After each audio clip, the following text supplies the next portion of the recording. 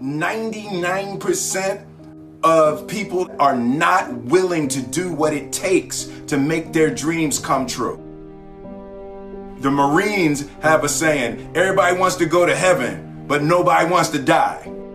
The center of bringing any dream into fruition is self-discipline. You know, something as simple as food and eating is not about your body as much as it is about your mind. It's getting command of your mind to be able to choose actions that are in your own best interest.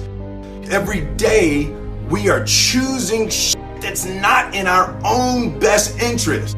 So if the world is attacking you and the world wants to fight you and the world's trying to hold you down, so you're gonna kick yourself in the balls? So you're gonna stop yourself from getting what you dream. And I think the word discipline has kind of gotten a bad name. We think about it in terms of punishment.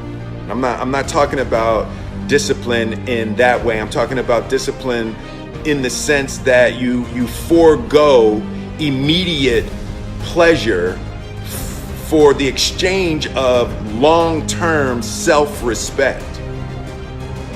I believe that self-discipline is the definition of self-love. That when you say that you love yourself, that means that you have behavior towards yourself that is loving. Self-discipline is the center of all material success. You cannot win the war against the world if you can't win the war against your own mind.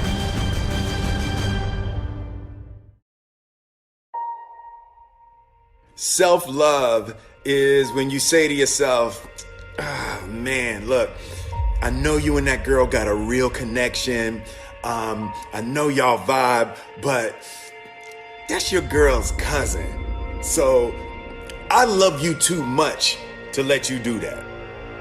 It's like you say to yourself, hey man, look, I know you want to eat that pizza and it'll be really good, you know, but I can't let you eat that, man, because if you eat that pizza, you're going to feel like shit, you know, and I love you too much to let you eat that.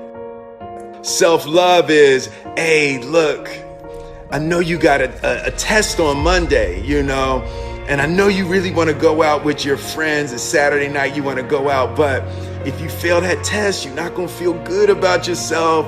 You know, I love you too much to let you go out tonight.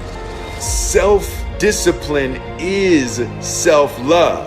If you want to be happy, you have to love yourself, which means you have to discipline your behavior. The road to sustained happiness is through disciplining your behavior. We tend to base our self-esteem on what other people think. And that's not really self-esteem. Self-esteem is supposed to be how we feel about ourselves. And I was just saying how dangerous it is to allow other people to determine how you're going to feel about you. And it's kind of like looking into a broken mirror. You're going to look in a broken mirror and then change your face to try to look good in this defiled, busted, broken mirror. And it just, other people's opinions is a really way to determine how we feel about ourselves.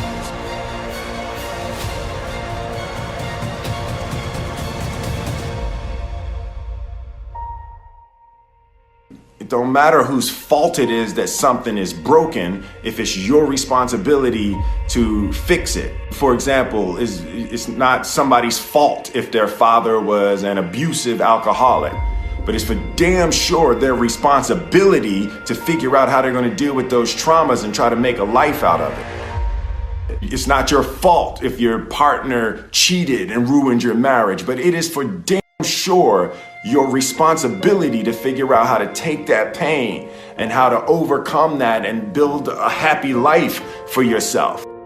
Fault and responsibility do not go together. It sucks, but they don't. When something is somebody's fault, We want them to suffer. We want them punished. We want them to pay. We want it to be their responsibility to fix it. But that's not how it works, especially when it's your heart. Your heart, your life, your happiness is your responsibility.